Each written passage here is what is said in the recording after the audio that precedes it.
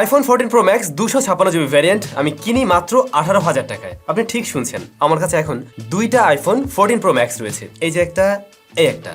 তো ডান হাতেরটা কিনি যেদিন বাংলাদেশে প্রথম আসে ওই দিনেই, যা কিনতে খরচ করতে হয়েছিল 2 লক্ষ প্লাস। বাট এই ফোনটা আমি কিনি মাত্র 18,000 টাকায়। দেখুন সবকিছুই কিন্তু সেম, আপনি ঠিকই দেখছেন।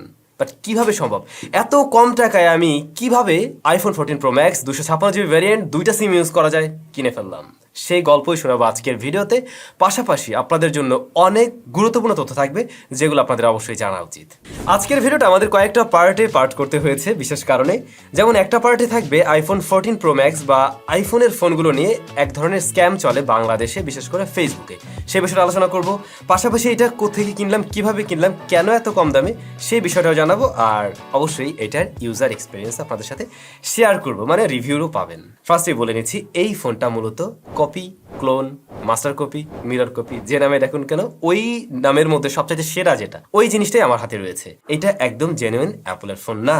বাট দেখুন এটা দেখতে কিন্তু মোটেই আলাদা না, অলমোস্ট সেম। অলমোস্ট বললাম এই কারণে, জাস্ট লোয়ার চিনটা একটু মোটা, বাকি সব কিছু হুবহু কপি করে দিয়েছে। গতকাল এক ভাইকে দেখিয়েছিলাম, উনি মূলত ব্যবসায়ী, ওনারা বসুন্ধরা সিটিতে আইফোন সেল করে থাকে। তো ওনাকে যখন এই ফোনটা হাতে দিলাম, দেওয়ার পরে উনি নিজেই বুঝতে পারেন এটা কপি নাকি অরিজিনাল, বুঝতে ওনার সময় লাগছিল। বুঝতে পারছে বাট একটু সময় লাগছিল। শুরুতেই তাহলে এই ফোন আমি কিভাবে কিনলাম সেই গল্পটা শুনাই। এই ফোন আপনি সব জায়গায় অ্যাভেলেবেল পাবেন না। ইভেন এটাও জেনে রাখুন, বাংলাদেশে এই ফোন বিক্রি সম্পূর্ণ নিষেধ। হ্যাঁ, আপনি ঠিক শুনছেন, গভর্নমেন্ট থেকে বলে দেওয়া হয়েছিল কোনো ধরনের কপি ফোন বাংলাদেশ মার্কেটে সেল করা যাবে না, এটা টোটালি অবৈধ। আমি নিজে কিনে নিয়েছি, এটাও এক প্রকার অবৈধ বলা যেতে পারে। তবে শুধুমাত্র আপনাদেরকে সতর্ক এবং একটা মেসেজ দেওয়ার জন্য এই ভিডিওটা তৈরি করা। সো আমি অনলাইনে বিভিন্ন রকমের বিজ্ঞাপন দেখছিলাম, তো ওইখানে গিয়ে আমি স্ক্যামের শিকার হই। সেই স্ক্যামের গল্পটা আমি একটু পরে শোনাচ্ছি, যে ব্যাপারে আপনাদেরকে সাবধান হতে হবে, না হলে আপনাদের টাকা পয়সা আপনারা কিন্তু হারাবেন। বাট আমি খুঁজতে খুঁজতে একটা জায়গায় এই ফোনটা পেয়ে যাই। অনলাইনে এক ভদ্রলোকের সাথে কথা হলো, উনি বললো যে উনি এই ফোনটা কালেক্ট করে দিতে পারবেন, ওনার কাছে রয়েছে। দাম কত? দাম হচ্ছে গিয়ে 18,500 টাকা। পরবর্তীতে আর একটু দরদাম করে আরো 500 টাকা কমে আমি এটা কিনতে পারছি। এটা হলো 8/256 জিবি ভ্যারিয়েন্ট। এখানেও গল্প আছে, 8/256 জিবি ভ্যারিয়েন্ট বলা হয়েছে বাট সেটা নেই। যাই হোক, সো তার কাছ থেকে আমি কিনে নিই। কিনে নেওয়ার সময় আমি এই ধরনের কোনো বক্স পাইনি। বক্সটা মূলত আমার অরিজিনাল আইফোনেরই, এর সাথে কোনো বক্স দেওয়া হয়নি, জাস্ট একটা পলিথিনের কেসে ঢোকানো ছিল, দ্যাটস ইট। তো আমি জাস্ট প্রথমে দেখে অবাক, যেহেতু পুরোপুরি দেখতে একদম সেম। যদিও রিয়ার প্যানেল থেকে আপনি যদি ক্যামেরা মডিউলের দিকে ভালো করে খেয়াল করেন তাহলে বুঝতে পারবেন দুইটা লেন্স এখানে ফেক আছে। অরিজিনালটা যেটা কাজ করবে সেটা দেখলেও বোঝা যায়। এর বাইরে দেখছিলাম ফিঙ্গারপ্রিন্ট খুব বেশি পড়ে যাচ্ছিল, কারণ রিয়ার প্যানেলটা আসলে গ্লাসের না, এটা দেখতে গ্লাসের মতো লাগবে বাট এটা আসলে প্লাস্টিকই তৈরি। বডি ফ্রেম যারা আইফোন 14 প্রো ম্যাক্স হাতে ধরে দেখেছেন বা ইউজ করছেন তারা দেখলে ধরতে পারবেন, কারণ এইটারটা একটু বেশি চওড়া মনে হয়, এইটা একটু পাশে গিয়ে কার্ভ হয়েছে এরকম টাইপের, যদিও দূর থেকে ভালো করে বোঝা যায় না বিষয়টা। এছাড়া আমরা লাইটেনিং পোর্ট পেয়ে যাব, বাকি বিষয়বস্তু সেম থাকছে। সবচেয়ে বড় অবাক করার বিষয় ছিল ডাইনামিক আইল্যান্ড, মানে এইটার দিকে তাকিয়ে যে কেউ অবাক হয়ে যাবে সামনের দিক থেকে দেখে, যদি সে লোয়ার চিনটা না দেখে। লোয়ার চিনটা কিন্তু মোটামুটি মোটা তুলনামূলকভাবে। তারপরে আমি বলবো বাংলাদেশ মার্কেটে রাইট নাও 20, 22, 23,000 টাকা, 25,000 টাকায় কোনো ফোন নেই যেটার লোয়ার চিনটা এতটা ন্যারো। আর উপরেরটার কথা আমি নাই বা বললাম, সেটা আপনারা ভিডিও দেখে নিশ্চয়ই বুঝতে পারছেন, একদম সুপার লেভেলের ন্যারো। ইভেন আমি যদি আমার মানে অরিজিনালটার সাথে কম্পেয়ার করি তাহলে এই জায়গায় কিন্তু আপনি তফাৎ খুব একটা ধরতে পারবেন না, শুধুমাত্র লোয়ার চিনটা আমরা একটু মোটা দেখবো। এরপরে দেখলাম হ্যাঁ ডিসপ্লে সাইজ এক, সবকিছু এক, বাট ওজনের দিক থেকে এই বেচাটা একটু হালকা। আইফোন অরিজিনালটা একটু ওজনের দিক থেকে ভারী, আর এই নকল 14 প্রো ম্যাক্স ওজনের দিক থেকে একটু হালকা, কারণ এটা প্লাস্টিক বডি, রিয়ার প্যানেল প্লাস্টিক, এদিকে হচ্ছে গিয়ে স্টেইনলেস স্টিল, রিয়ার প্যানেলে রয়েছে আমার গ্লাস, সো এটা ভারী হবে, এটাই স্বাভাবিক। তবে ভাই সত্যি বলছি, এর ডিসপ্লেটা যথেষ্ট ভালো লেগেছে আমার কাছে। এখানে কিন্তু HD+ রেজলিউশনের ডিসপ্লে আমরা দেখছি, বাট আপনার মোটেই ফিল হবে না এটাতে রেজলিউশন কম আছে, বা আমরা যদি 15-16 হাজার টাকা ডিসপ্লের সাথে কম্পেয়ার করি তাহলে মনে হবে না তাদের থেকে এটা পিছিয়ে আছে। এটার সাথে আমি মোটেই কম্পেয়ার করছি না, বা আর একটু দামি ফোনের লাইক 20,000+ ফোনের সাথে আমি কম্পেয়ার করছি না, কিন্তু 15-16-17 হাজার টাকার ফোনের সাথে কম্পেয়ার করতে গেলে এই ডিসপ্লেটাও ভালো লাগার জায়গায় থাকবে বলে আশা করা যায়। কারণ এখানে আমরা PPI বেশি দেখছি, 320 রয়েছে PPI, এটা রেগুলার রিফ্রেশ রেট অর্থাৎ 60 হার্টজের। ব্রাইটনেস অবশ্যই অরিজিনাল আইফোন থেকে অনেকটা কম, আপনারা জানেন এটা 2000 নিট পিক ব্রাইটনেস। সো এইটা আসলে ডিরেক্ট সানলাইটে দেখা যায় না এক প্রকার, ভিডিওতে আপনারা এখন যেমনটা দেখছেন এই আর কি। টাচ রেসপন্স খুবই বাজে ছিল, আপনি মানে প্রত্যেকটা কাজ যখন করতে যাবেন বারবার টাচ করা লাগবে এরকম একটা অবস্থা, কাজ করতেও করে না। উপরে আবার একটা প্রোটেক্টর লাগাই দিছিল, মানে এটা ফ্রি দিছে, তো ওইটার কারণে মনে হয় আরো কাজ করে না এমন একটা অবস্থা। এছাড়াও প্রচুর ল্যাগ আছে। তো এই যে ডাইনামিক আইল্যান্ড, এইটা কিন্তু আবার কাজ করছিল। আপনি যখন চার্জ দেবেন দেখবেন যে এখানে পপ আপ দিচ্ছে, এবং ডাইনামিক আইল্যান্ড থেকে আমরা যেমনটা অরিজিনাল অ্যাপলে দেখি সেই বিষয়টা কিন্তু এখানে পাচ্ছিলাম। তো যদি বলি মোটামুটি ঠিকঠাক ভাবে এটাকে পলিশ করা হয়েছে, ইভেন বাইরে ইভেন ভিতরে। ভিতরে মিন্স এখানে যারা রম ডেভেলপার ছিল ভাই তারা সেই লেভেলের খাটছে বোঝা যায়, মানে প্রত্যেকটা জায়গায় হুবহু iOS 16 কে কপি করে দিছে। আপনি সেটিংস থেকে যেখানেই যান না কেন মোটামুটি সব জায়গায় দেখবেন, দেখলে মনেই হবে সোজা কথা এটা একটা অ্যাপলের ইউনিট আইফোন 14 প্রো ম্যাক্স। তবে হ্যাঁ, এখানে আপনারা গুগল প্লে স্টোর পাবেন, গুগলের অ্যাপসগুলো আমরা ব্যবহার করতে পারছিলাম। যেমন আমরা কিন্তু এখানে টফিও ব্যবহার করছিলাম, টফিতে খেলা দেখা যাচ্ছিল, এবং আমরা বাংলা লিঙ্ক সিমের মাধ্যমে, বাংলা লিঙ্ক 4G কানেক্টিভিটির মাধ্যমে কিন্তু এই স্মার্টফোনে বেশ ভালোভাবে খেলা উপভোগ করতে পারছিলাম। মানে এই ফোনে অন্য অ্যাপ্লিকেশন যেমন রেজাল্ট করছিল ইন্টারনেট চালাতে গিয়ে, লাইক ফেসবুক, ইউটিউব চালাতে গিয়ে আমরা যে প্যারা খাচ্ছিলাম, সেই তুলনায় টফি বাংলা লিঙ্ক ইন্টারনেটে বেশ ভালো চলছিল, 4G কানেক্টিভিটিতে ভালো রেজাল্ট দেয়। মনে হয় আপনি বুঝতে পারছেন আমি কি বলছি। যাই হোক, এটাতে প্রসেসর হিসেবে রয়েছে মিডিয়াটেকের একটি প্রসেসর, বায়োনিক মিডিয়াটেক। মানে অ্যাপলে তো বায়োনিক ছিল, এই জন্য বললাম bionic MediaTek. So MediaTek MT6753 একটি অক্টাকোর এসএসসি, যা মূলত 28nm ফ্যাব্রিকেশনে তৈরি করা। এই মুহূর্তে দাঁড়িয়ে 28nm এর প্রসেসর ব্যবহার করছে এই ফোনে, ওরে খোদা। আর এটা রান করছে অ্যান্ড্রয়েড 10 দিয়ে, অ্যান্ড্রয়েড 11 না, অ্যান্ড্রয়েড 10 দিয়ে, যার উপরে iOS 16 দেওয়া।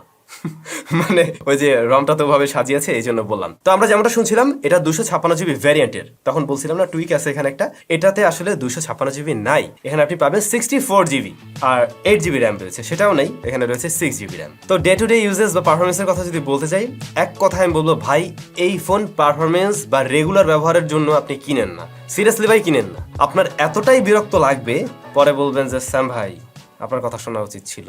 মানে একটা থেকে আরেকটা কাজে যখন যাচ্ছিলাম, ফোন মনে হয় চলতেছিল না, আমি ইউটিউব চালাতে গেলে আটকে যাচ্ছিল, আমি মানে রেগুলার কাজ বাস যেগুলো একদম বেসিক কাজ বাস সেগুলো কিছুই করতে পারতেছিলাম না ভাই, সবকিছু আটকে যায়, এরকম একটা অবস্থা। তার উপরে ল্যাটেন্সি আছে, আমি বললাম টাচ ঠিকভাবে কাজ করেন, আপনি প্রত্যেকবার দেখবেন ডাবল কাজ করতে হচ্ছে, এরকম টাইপের। সো এটা দিয়ে আসলে মানে চালানোর মতো কিছুই হবে না, এটা বলতে পারেন। হ্যাঁ, দেখার সৌন্দর্যের দিক থেকে সে ঠিক আছে, ডিসপ্লেটাও সুন্দর আছে, সবই ভালো, বাট ডিসপ্লেতে যখন কিনা আপনি কোনো ভিডিও প্লেব্যাক দেখবেন সেটা একটু কেটে আটকে মানে বেজে চলছে। বাট দেখুন, আমরা যখন আইফোন 14 প্রো ম্যাক্স অরিজিনালটার সাথে কম্পেয়ার করছিলাম, ডিসপ্লে দেখতে কিন্তু এটা তখন ভিডিওতে আর কি খারাপ লাগছে না, রাইট? সো যদি কেউ ভিডিও দেখতে চান, হ্যাঁ সেগুলো দেখতে পাবেন, কিন্তু একদম সেই লেভেলের মজাটা আসলে এর থেকে পাচ্ছেন না। আর বাকি থাকে গেমিং এর প্রসঙ্গ, ওটার ব্যাপার ভুলে যান, এতে গেম টেম চলবে না। তারপরও সাহস করে সাবিরের পাবজি প্লে করছিল, তো পাবজি প্লে করে দেখতেছে যে মানে কোনোভাবে চালানোর উপায় নেই। সো আমি বলবো গেম চলবে না, একদম বেসিক গেম হয়তো টেম্পল রান এগুলো চালিয়ে সময় কাটানো যেতে পারে।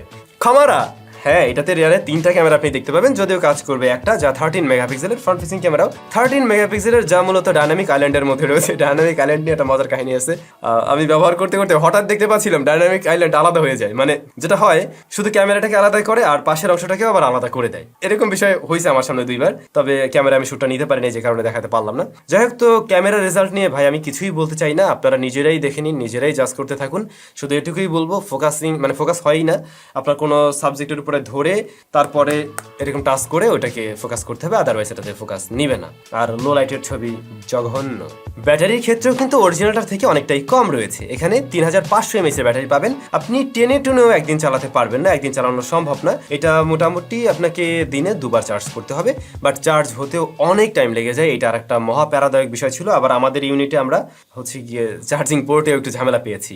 লাইটেনিং পোর্ট আমি আমার মানে অরিজিনালটা দিয়ে চার্জ করছিলাম, তো দেখলাম ওটাতে চার্জ হয় না, ছেড়ে দেয়। পরে আর একটা কপি দিয়ে ট্রাই করলাম, ওটা দিয়ে মোটামুটি হচ্ছে, যদিও অনেক টাইম লেগে যায়। সেন্সরের বিষয় আছে, একদম বেসিক যে সমস্ত সেন্সর সেগুলোই রয়েছে, যেমন জাইরোস্কোপ সেন্সর কিন্তু এতে নেই। দেন এটা দিয়ে কথা বলার জন্য, হ্যাঁ কথাটাও তা বলা যাবে, সেটা ঠিক আছে, ও সমস্ত কাজ চলবে।